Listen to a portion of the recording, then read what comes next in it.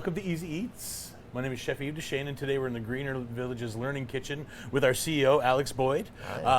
We've got some pretty cool stuff on the go, and I figured it would be a great time to have you on to talk about all of this stuff that we've got going on. We've released it to the world that we're starting a really cool reclamation project. So let's talk about that a little bit. Yeah, thank you for having me. It's exciting to be here and to talk a little bit about what our plans are and how we want to have a deep impact for the people who are struggling in our community. So what are we cooking? What are we cooking? So what I thought we would do is we would just, as we're talking about this reclamation, why not put the proof into the pudding, right? Like we've been doing in this learning kitchen, is trying to reclaim stuff that we're getting from our donors, from our partners. So we've got these peppers and these sweet potatoes that we got from a vegetable supplier here in town.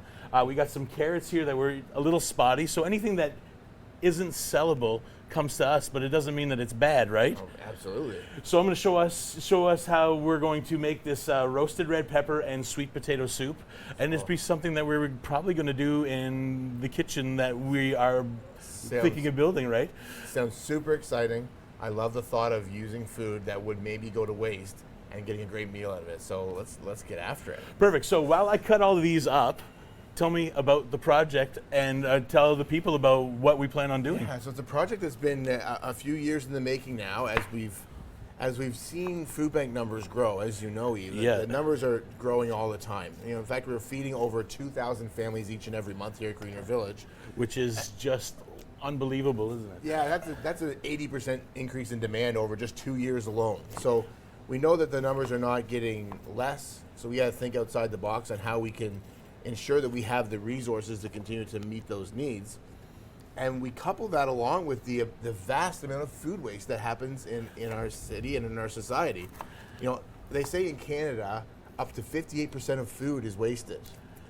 And I mean, that's a staggering statistic when you have people who are struggling to provide enough food for their families. So, but it's not that hard to believe, I guess, when you're working in the industry that we're working in, because we're seeing a lot of this stuff coming in, and we're looking at it, and we're doing this, I guess, on a smaller scale, but I guess now is the time to step up, eh? So as we look at that volume of food waste and we look at the way food insecurity is increasing, we said, what can we do to help better equip the food bank network and to create the ability for us to do some food processing? So what we're doing is building Atlantic Canada's first perishable food rescue center.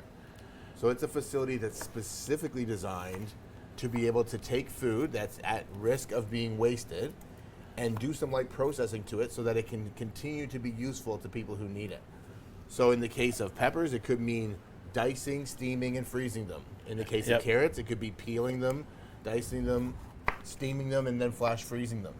But all of the product that we're taking into this transformation kitchen will be able to be processed and put into frozen product that then we can distribute to the entire food bank network throughout New Brunswick, so that everyone has access to this high quality food that would otherwise end up being wasted and would have not the impact that it was intended when it was grown. Who's going to be distributing the food out to the people or other entities? It became clear to us that we needed to have more partners. So we went to our provincial food bank network, Food Depot a la Montero out of Moncton, and said, here's what we're thinking. This is what we think would have an impact. You folks are doing delivery to every food bank every week.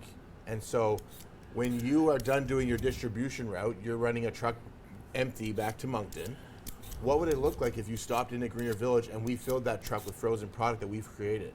How much of an impact would that be for you organizationally? Would it make it difficult for you? Would you have to have more trucks? And they said, well, actually no, because if the truck's already coming back through the Fredericton area empty, it would be a detour down to Greener Village, fill up the truck, and then instead of running an empty truck back to Moncton, you're running a full truck back to Moncton. So yeah, you're kind of saving on fuel you're that way. Saving a massive amount on fuel. And the truck is obviously going to work a little bit harder because it's got weight in it instead of being empty. But what it means is that product can then move from our fridge and freezer here at Greener Village to their fridge and freezer down in Moncton, so they can be distributed out to the food bank network. And at the need that they need, right? Absolutely. So they understand the smaller entities that go into there. So Food Depot on Montero has a well-established formula that they use to distribute food to the food banks based on client demand, based on the size of facility, and a host of number of things that they've looked into. And so we don't have to recreate that. We don't have to recreate a distribution network to move this food to the people who need it. We don't have to recreate a structure that has the right kind of considerations for how much food each organization gets. We can use the partnership with FDA to provide all of those things without having to create a lot of extra infrastructure, and that certainly makes partnership a really, really smart idea. We're talking about close to $4 million, am I not right, of processing. Where's that food going to come from, Alex? Yeah, so a few different places that we're looking at. So we have long-standing relationships for food rescue now. It's on a small scale, as we know. We're working with it right now. So we're going to look to bolster that and to increase the capacity and let people know that we have the ability to handle whatever volume of food they can have. We're also going to be working with our local farmers to talk to our local farmers and say, hey, can you grow food for us? Can we buy food from you? Greener Village spends about $400,000 a year buying food. So what if we could go to a farmer at the beginning of the season and say, we know we're going to distribute 20,000 food hampers this year, and we'd like each food hamper to have carrots in it, frozen carrots. We could place an order with them at the beginning of the season and say, can you grow us 21,000 pounds of carrots, knowing that we can do the processing at the end. We have other partnerships as well. We're working with Second Harvest. We're working with Food Banks Canada to make sure that we have lots of food coming into this center for the processing part. And that's part of the adventure that we're going under, is to increase those connections, increase those resources, to ensure that that food rescue center stays really busy. Well, that's it, and we're helping our local farmers kind of get rid of that excess stock and not plow it under, for it to become fertilizer for next year's crop, right? Yeah, and if we can do that right, then we can support our local farmers to become a little bigger, to grow their businesses, to hopefully have the ability to keep more of their food local and support the local community. I'm going to finish chopping up these vegetables, and we'll be back with Alex to talk a little bit more about this project that we have going on down here at the Greener Village.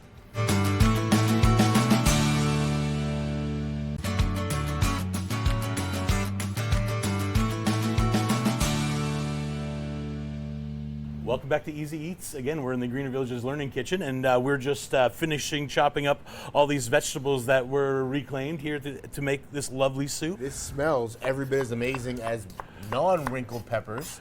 So despite the fact that they're a little bit older, it still has great nutrition value and great appeal for food. And again, you're not going to put these peppers in a salad, right? Or you're going to cook them, so you're going to transform them so they're good. The sweet potato is the same thing. We're not going to use the ugly parts. We'll get rid of that, and that's where soups come in. Right. So the transformation of soups, or getting those fresh vegetables that are the non-fancy ones, the B grades and things like that are still great to use. They're just not marketable, right? Awesome. So I'm just going to put these on here. So we've got this tray right there, and then behind us I set our oven to about 425. Okay. So what I'm going to get you to do, Alex, is I'm going to get you to toss a little bit of olive oil on that. Right. And while you're doing that, I'm going to season with a little bit of salt. How thick of an oil are we looking for? Well, just a quick drizzle. So I just go around the world a couple times. What you've got is right there. So all we want to do is have enough oil on there to coat the skin, so when we put it in the oven, the peppers are going to start to blister. And when the peppers start to blister and the sweet potatoes are going to start to caramelize, that's where we're going to develop flavor. Okay. So you can take all of this, throw it in the pot, and make a really decent soup. But if you want to take it and bring it up a notch, and you talk about base of flavors, you're always building flavors. So the same thing is like we're doing with, I guess, let's tie it into the building we're making, is, you got to start with a foundation and then build it up from there. Absolutely. So let's talk about that. How long have we've been talking about this project forever, haven't we? Yeah, it's been a number of years that we've been talking about this project in response to the food waste we've seen and trying to create something that would help the network. So it takes a long time to kind of take it from a concept in your mind and a thing that you're talking about as a team to on paper to a physical building that will meet all of the needs of what we're trying to accomplish. And thankfully, we've got there. We've got our engineered plans. We've got our kitchen plans that were designed by a kitchen designer. We know all the equipment that needs to go in there to make sure that we can do what we thought we should do. Absolutely. So I'm going to toss these into the oven right now, and we're going to get them going. There we go. So, equipment. So we've got this old stove here that does us great and is great for our bread, but we're going to get something a little bit more newer, a little more state of the art. Yeah, so of course when you're doing food transformation on the scale that we're talking about, it's not about having a person like Yves chopping veggies. You're really fast, much faster than I am. But if you're processing 700 pounds of peppers, to chop them all by hand would be a quite long and laborious process. So what we're looking at is putting in equipment in this kitchen that would be much quicker. We'll be able to process things much smoother, much safer, to put them into the right product so that we can actually put them into full-size ovens, double stacked ovens, steam kettles, all the different commercial equipment that can take that product from its raw form to a stable form that we can then use for freezer or to give out as meals. This sounds like a lot of work, and I'm up for the challenge for sure, but I'm going to need help. So how are we going to make this machine run? I know we're going to hire a few more hands, but I guess our volunteer quotient is going to go up. But what else can we provide? Absolutely. So we're going to be reaching out to our community, engaging much more deeply. So we will be obviously hiring some new staff that are going to help in the kitchen, help in the warehouse, help us to run this new food rescue facility. But also, because this is a very different kitchen than our learning kitchen, it's going to provide unique training opportunities to the community. So if we have people who want to learn how to use commercial grade equipment, who want to gain experience working in a commercial kitchen, working on high-end equipment, and who want to get training, especially under a Red Seal chef's direction, they'll be able to engage, and we'll be able to help them to learn how to become proficient people for a commercial kitchen operation. And that's going to obviously increase their employability if they want to actually work in a kitchen, they want to get into food service industry. They'll have skills that they've come to from our transformation kitchen. With all these plans, I think people are going to ask, what's going to happen to the Greener Village itself? Like, are we going to lose that mom and pop feel that we seem to take pride in? Well, I think the answer to that is a little bit yes and a little bit no. Yeah. I mean, this is certainly part of the innovation and growth that Greener Village has to do to be able to keep up with the client demand that we're seeing and to have a deeper impact in our community. So we will be growing, we will be changing as part of that growing, and we'll be innovating. But it's not going to stop us from being really great at what we already do now. Right. We're still going to have our food bank. We're still going to take a lot of care and effort to make sure that that's being done well and at the highest level we can. We're still going to want to connect with our community and connect with clients to be able to be part of our community and to talk about food. So in some respects, yes, we will be a different organization. We will change as part of the process, but not in a way that takes us away from our roots and takes us away from the organization and the care and the kind of core values that we currently have. But yeah, we're gonna be creating product, and we've done a little bit of that here in our learning kitchen and in our gardens. But this is going to take it to a whole new level of product creation. And I think it's a natural evolution of the food banks, really, because we're reading in the news, and I'm reading articles every day about food banks everywhere across the country going, even with the support, we're falling behind because the need's growing every day. So I think it's a great natural evolution. So before we head out on our next break, what I want to do is I just want to add these tomatoes and our stock, and again, stock that I've made and then I thawed. So again, no waste, just like our center. Absolutely. And then we're going to turn this on to about a medium high. So we'll be back after these few messages to finish up the soup and chat with Alex about the Transformation Center a little bit more.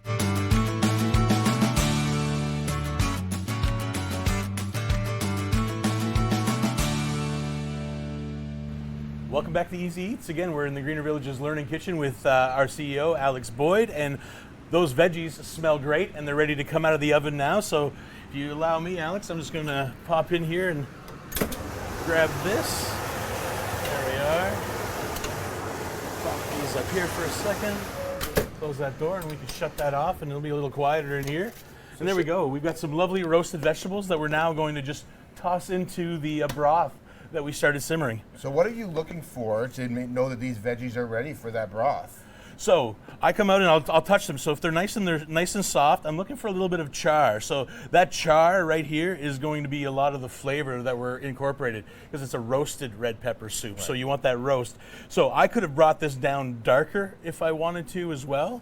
I would like to see it personally a little darker, but again, I've got to remember that I'm cooking for other people.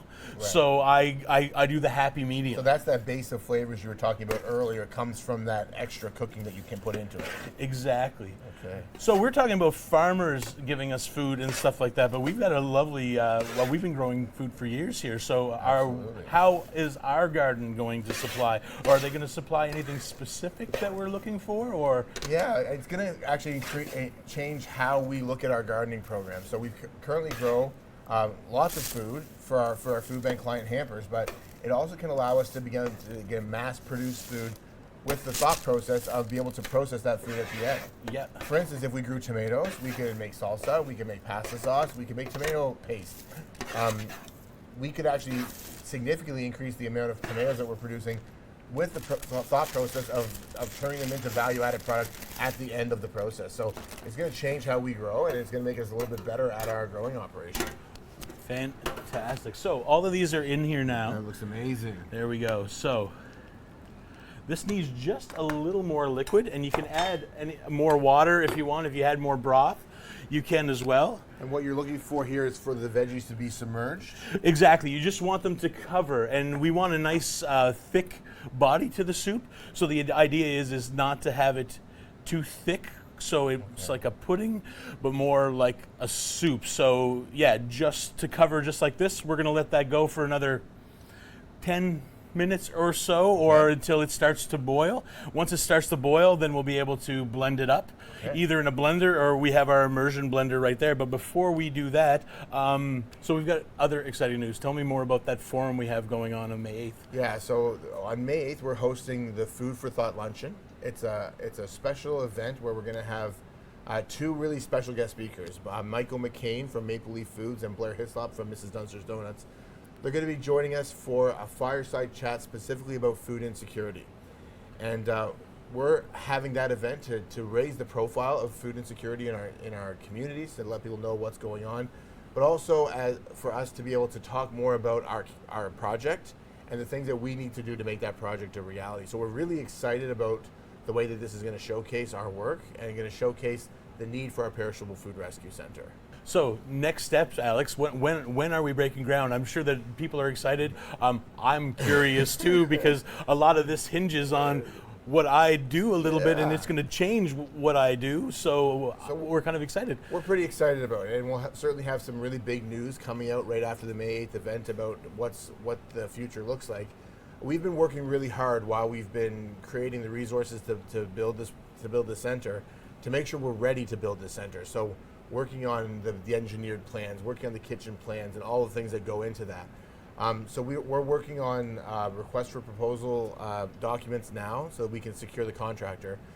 Our goal is late summer, early fall, to break ground and start building our center. We know the center's needed.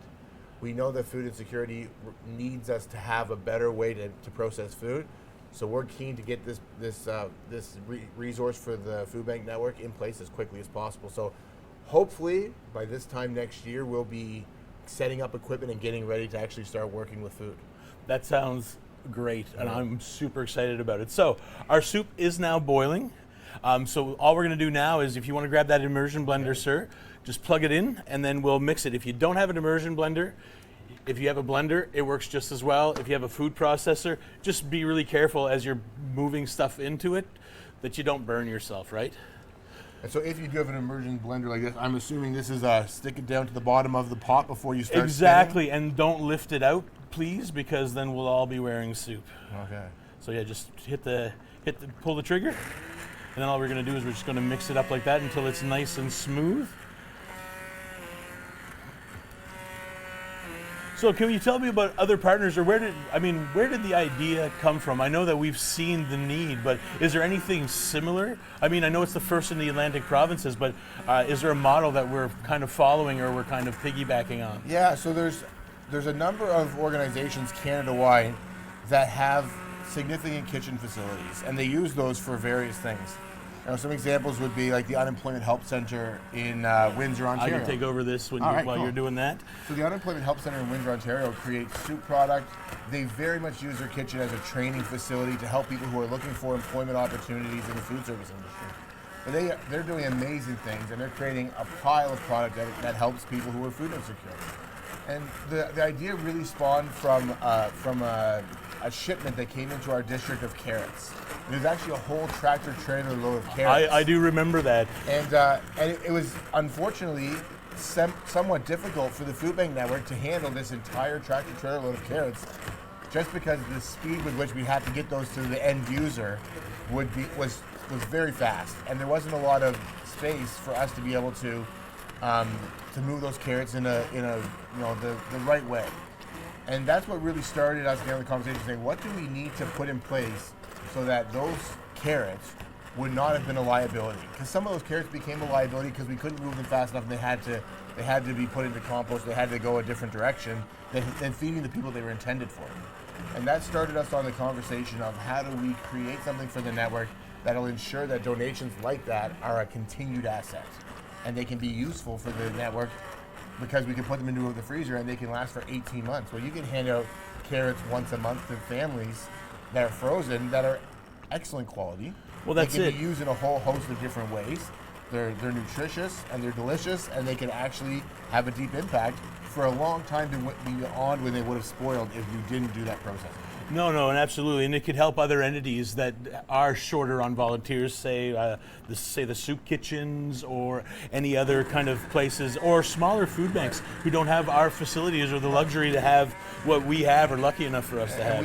We've been very blessed. The community has been very supportive of our work to help us to have a learning kitchen and to do the things that we do. But not every food bank is in that same place, and so if we can use this food rescue center to be more helpful to them, more helpful to other agencies that are helping people, that's something that we're keen on doing, just to make a deep impact for the people who are struggling.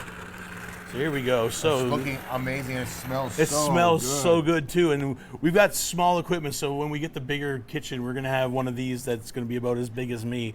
So this will take about half the time. Right. But right now it looks good, and you can kind of, if you like a chunky soup, and every once in a while I do like a chunky soup, you can put it up to this consistency, or we can blend it until it's super nice and smooth. Okay. And then again, so the nice part with soup is it's very preference based, isn't it? So absolutely. If it's what you prefer for it to be chunky, then you're done. And if you want it to go smoother, then you go smoother, right? Absolutely. If you want chunks in it, so this, I like it. It's chunky like that. It's reminiscent. It's a rustic. And again, we can take this, and we'll be doing this in a larger scale, and then this goes out to any client or anything like that. And then, like you were saying, people can learn how to make soup, right, in bigger batches, and they'll be ready to work in bigger restaurants, like hotels and restaurants.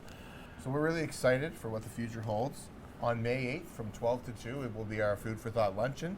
Keep an eye on our social media, because we will have that live streaming. So you'll be able to get that link and actually join us. If you want to do that from home, you can actually watch the event from home. Perfect. Thank you so much for clarifying a lot of the questions that I know that a lot of people have been asking. Right. I mean, I've had to sit on this information for so long that I'm so happy that we're able to share it. And we're excited. As an employee here at the Greener Village, super excited about this project. We know that it's going in the right direction, and yeah, thanks so much for sharing this with everybody. And again, if you have more questions, you want to know more about it, are there still spots available May 8th? No, May 8th is all booked up. Okay. But like I said, you can still join that online. Perfect. Thank you so much for joining me today, Alex. And once this is finished, I'm sure you're going to come down for a bowl for lunch. Yes, absolutely. It sounds great. It smells amazing. Thanks, right on. Chef. Thanks a lot.